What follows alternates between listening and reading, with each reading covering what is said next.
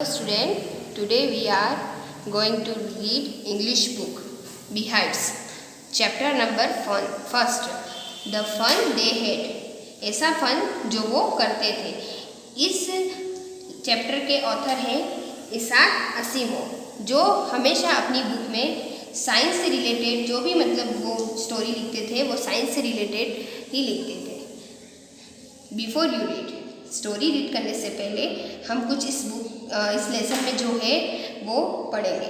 The story we shall read is set in the future. ये story ऐसी है जो फ्यूचर से रिलेटेड है. When books and school as we now known then will perhaps not exist. जो books और जो स्कूल जो इसके बारे में हम अभी जानते हैं वो शायद तब उस समय में बिल्कुल ख़त्म ही हो चुके होंगे. How will children study then. तो फिर बच्चे कैसे पढ़ाई करते होंगे. द डायग्राम बिलो में गिव यू सम आइडिया. जो यहाँ पर डायग्राम दिए हुए हैं उससे आपको आइडिया लगेगा कि तब बच्चे किस तरह से पढ़ाई करेंगे in future. Learning through computers, computer से पढ़ाई करेंगे. वर्चुअल क्लासरूम, ऐसा क्लासरूम होगा मतलब घर में ही क्लासरूम सेटअप कर रखेंगे जहाँ पर रोबोट होगा या फिर कंप्यूटर स्क्रीनिंग होगी. वो मोबाइल फ़ोन से और मॉनिटर से पढ़ाई करेंगे. रोबोटिक टीचर भी कैसा होगा, रोबोट होगा. मूविंग टेक्स्ट भी मूविंग कर सकेंगे. जैसे अभी हम बुक्स में हमारे जो टेक्स्ट होते हैं वो फिक्स होते हैं, उसको हम मूव नहीं कर सकते, लेकिन तब क्या टेक्स्ट भी क्या होंगे, मूव हो सकेंगे. In pairs, discuss 3 things that you like best about your school and 3 things about your school that you would like to change. Write them down. हम मतलब आप बताइए, मैं आपसे ये जानना चाहती हूँ कि आप स्कूल में ऐसी कौन सी 3 चीज़ें हैं जिसको आप चेंज करना चाहते हैं, जो बेस्ट होगी, जिसको आप चेंज करके उसकी बदले रखना चाहते हैं. आप उसको बता सकते हैं. Have you ever read words on a television और कंप्यूटर स्क्रीन. क्या कभी तो आप लोगों ने टेलीविज़न से या कंप्यूटर स्क्रीनिंग से पढ़ाई करी है. Can you imagine a time when all books will be on computers. आप लोग इमेजिन कर सकते हो कि तब जब बुक्स नहीं होगी, सारे मतलब कंप्यूटर से ही पढ़ाई होगी. And there will be on no books printed on paper. और कोई भी बुक्स ऐसी प्रिंटेड नहीं होगी जो पेपर पे हम प्रिंट होती है, ऐसी कोई भी बुक्स नहीं होगी. Would you like such book better. क्या तुमको ऐसी बुक्स पसंद है. मार्जी even wrote about it that night in her diary. मार्जी नाम की एक लड़की है जो पूरे दिन फिनिश होने के बाद अपनी डायरी लिखती है. रात में वो अपनी डायरी लिख रही है. On the page headed 17 May 2157 she wrote. वो अपनी डायरी के पेज पर डेट मेंशन कर रही है. Date mention 17 May 2157. डेट से आपको आइडिया हो जाएगा कि ये कितना फ्यूचर में है. Today Tommy found a real book. उसने अपनी बुक में लिखा है कि today Tommy found a real book. Tommy को एक ऐसी बुक मिली है जो रियल है. मतलब अब वो इतना फ्यूचर में है तो हो सकता है तब टेक्नोलॉजी इतनी फास्ट हो गई होगी कि तब बुक्स नहीं होती होंगी, सारा कंप्यूटर से ही पढ़ाई होती होगी. इसलिए वो रियल बुक को जब देखा होगा उन्होंने तो उसको बिल्कुल वंडर कर रही होगी इसको देखकर. It was a very old book. ये बहुत ही पुरानी बुक है. Margie's grandfather once said that. Margie's की जो ग्रैंडफादर दादाजी थे, उन्होंने एक बार उससे कहा था that when he was a little boy. जब वो बिल्कुल छोटे बच्चे थे, his grandfather told him that there was a time when all stories were printed on paper. उसके ग्रैंडफादर दादाजी ने, मार्जिन के दादाजी ने एक बार उसको बताया था कि सारी जो स्टोरीज होती है वो किस पे प्रिंटेड होती है, पेपर पे प्रिंटेड होती है. The term the pages which were yellow and crinkly. वो मतलब जब वो बुक्स मिली तो जब टॉमी और मार्जी दोनों देख रहे थे वो पेजेस टर्न कर रहे थे. पेजेस कैसे हो गए थे, येलो एंड क्रिंजी. मतलब जैसे सलवटें पड़ गई थी पेजेस पे. और येलो, जब बुक्स बहुत पुरानी हो जाती है तो आपने भी देखा होगा बुक कैसी हो जाती है, येलो, थोड़ी सी कलर उसका पेल हो जाता है, ऐसी हो गई थी वो book. And it was awfully funny to read words that stood still instead of moving the way they were supposed to on a screen. मतलब वो लोग क्या स्क्रीनिंग पर पढ़ाई करते थे तो उनको क्या लगता था कि ये बुक्स पे जो वर्ड है वो बिल्कुल फनी लग रहे थे उनको, क्योंकि मूविंग ही नहीं कर रहे हैं, ये वर्ड्स बिल्कुल एक जगह ही स्टॉप है. और उनको वो जब स्क्रीनिंग पे पढ़ाई करते तो उनके वर्ड क्या होते थे, मूव होते थे. इसलिए उनको ये सब देख के बिल्कुल फनी लग रहा था. तुम जानते हो।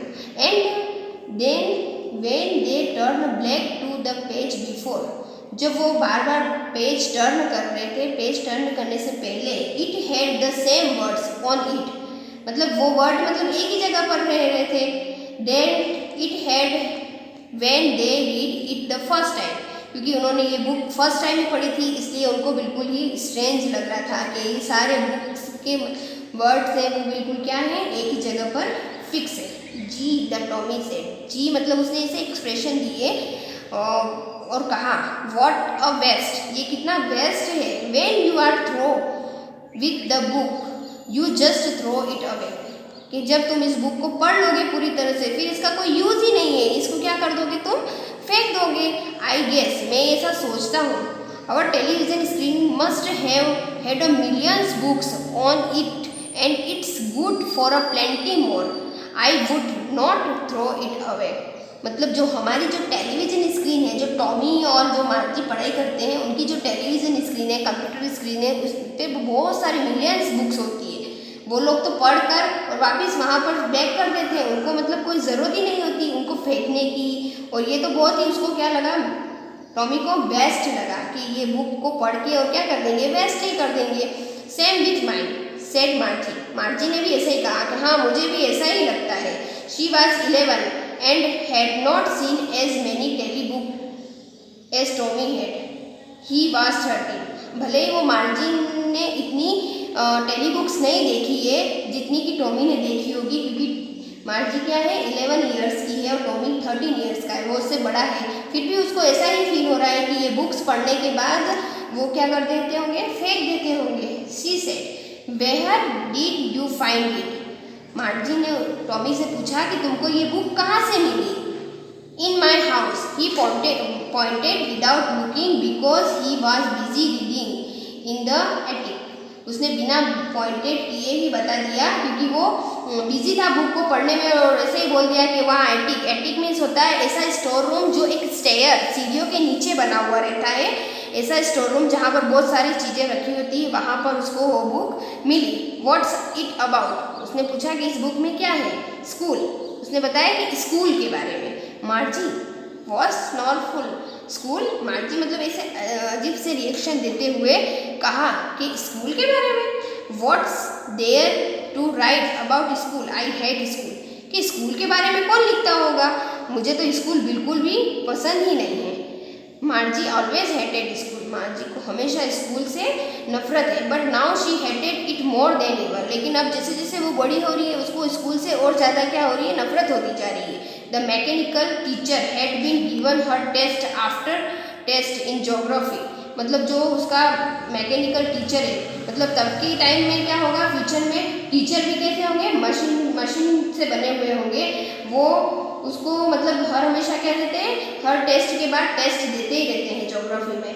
And she had been doing worse and worse until her mother had shaken her head sorrowfully and sent for a county inspector, मतलब वो जोग्राफी में एक के बाद टेस्ट हो रहा है और टेस्ट में वो क्या हो रही है, मतलब बहुत ही सही नहीं दे पा रही है टेस्ट, वो अपना, उसकी मम्मी उसका सिर भी मतलब अच्छे से सहरा रही है दुखी से, फिर भी वो उस टेस्ट अच्छे से नहीं दे पा रही है। और वो उसका जो होता है, जो मैकेनिकल टीचर मतलब ऐसी कुछ चीज़ होती है वो क्या हो जाती है, खराब हो जाती है, वो टेस्ट देती रहती है इसको, इसलिए उसको कहाँ पर किससे बुलाया जाता है, क्वांटी इंस्पेक्टर को बुलाया जाता है उसको ठीक करने के लिए। He was a rounded little man with a red face and a whole boxes of tools with dials and wires.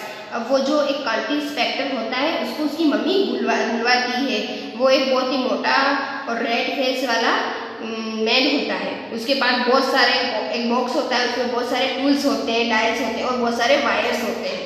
He smiled at Margie and gave her an apple.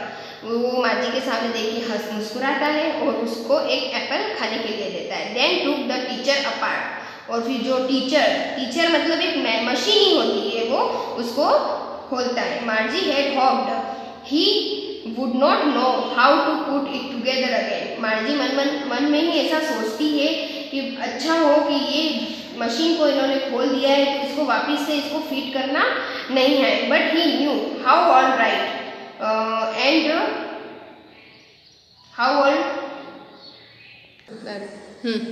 But he knew how old, right? And after an hour or so, there it was again. लेकिन माजी के सोचने से ऐसा हो ही नहीं सकता था कि उसको ठीक करना नहीं आए। वो तो इस मामले में अच्छे से जानता था, इसलिए उसने जल्दी से 1 घंटे बाद ही वो मशीन को फिट कर दिया और ठीक कर दिया। Large and black and ugly with a big screen on which all the lesson were shown and the question were asked। और फिर अचानक से वो जैसे ही वो मशीन ठीक होती है, एक लार्ज बड़ी सी ब्लैक स्क्रीन होती है जो उसको बहुत अगली लगती है, वो आ जाती है उसके सामने, और उसके सामने सारे लेसन आ जाते हैं, दिखने लग जाते हैं, और सारे क्वेश्चंस भी उससे पूछे जाने स्टार्ट हो जाते हैं। That was not so bad, ये इसके लिए बहुत ही बुरा नहीं था, लेकिन फिर भी वो समझती थी। The part मार्जी hated most was the slot where she had to put homework and test paper। उसको ये स्लॉट बहुत ही बुरा लगता था जहाँ पर उसको होमवर्क मिलता था, टेस्ट पेपर मिलते थे। She always had to write them out in a punch code they made her learn when she was 6 years old। वो 6 years old की थी तब से उसको मतलब ये सब मिलना स्टार्ट हो गया था, और जब भी उसको ये चीज़ें मिलती थी उसको हर राइट चीज़ के लिए 1 पंच कोड मिलता था। ये एक तरह का पंच कोड, जैसे हमको स्कूल में कोई भी मतलब जैसे कॉपी टेस्ट चेक होती है, हमको राइट मार्क्स मिलते हैं तो हमको ए ग्रेड, बी ग्रेड, उस टाइप से कुछ ऐसा कोड होते होंगे, तो उसको एक पंच कोड मिलता था। And the mechanical teacher calculator the marks in no time, और ये उसको बिना समय फटाफट से वो सारे मार्क्स से उसको क्या कर लेता था, कैलकुलेट कर लेता था। The inspector had smiled after he was finished and patted Margie head। Inspector बहुत खुश होता है जब मार्जी ये सारे मतलब जो क्वेश्चंस होते हैं स्क्रीनिंग पे वो आंसर रिप्लाई कर लेती है, और उसको पैटेड मतलब पीठ थपथपाता है वो। He said to her mother, वो उसकी मम्मी से कहता है, it's not the little girl's fault, ये इसकी लिटिल गर्ल का गलती नहीं है। मिस्टर जॉन्स जो उसकी मम्मी है उससे कहता है वो inspector, I think the geography sector was grade a little too quickly. जो ज्योग्राफी का जो सेक्टर था वो बहुत ही हाई लेवल से अपग्रेड हो रहा था। दोज थिंग्स हैपन समथिंग, ये कभी कभी होता है मशीनों में।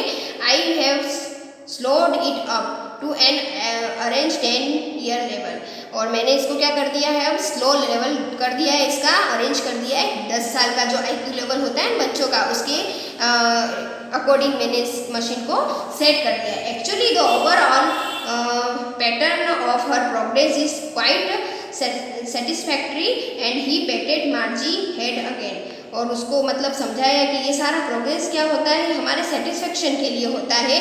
और फिर उसने मार्जी को फिर से उसके सिर पे थपथपाया और वो वहाँ से चला गया। मार्जी वाज डिसअपॉइंटेड, मार्जी बहुत ही नाखुश हो रही थी, मतलब उसको अच्छा नहीं लग रहा था। She had been hoping they would take the teacher away all together, उसको गुस्सा आ रहा था कि ये टीचर सारे दिन उसके साथ ही रहता है, उसको अच्छा नहीं लग रहा था। मतलब जो टीचर जो समझाने आया था, जो इंस्पेक्टर, वो उसके साथ ही रहता है और ये समझा रहा था, ये बात उसको अच्छा नहीं लग रहा था। They had once taken Tommy teacher away for nearly a month because the history sector had blanked out completely। जो टॉमी इसका टीचर है, जो टॉमी का जो वो भी क्या कर रहा था, जो हिस्ट्री का जो सेक्टर था वो उसको समझाने बिल्कुल ब्लैंक आउट हो गया था, उसको भी समझ में नहीं आ रहा था। 1 महीने पहले जो टॉमी के साथ भी ये बात हो चुकी थी। So she said to Tommy, why would anyone write about school? फिर वापस से वो टॉमी के पास जाती है और वो बात पूछती है कि कोई स्कूल जो बुक्स जो मिली थी ना उनको, उसके बारे में फिर से पूछती है कि ये स्कूल के बारे में मतलब कोई कैसे लिख सकता है। Thank you. बाकी का जो चैप्टर है हम नेक्स्ट वीडियो में कंप्लीट करेंगे।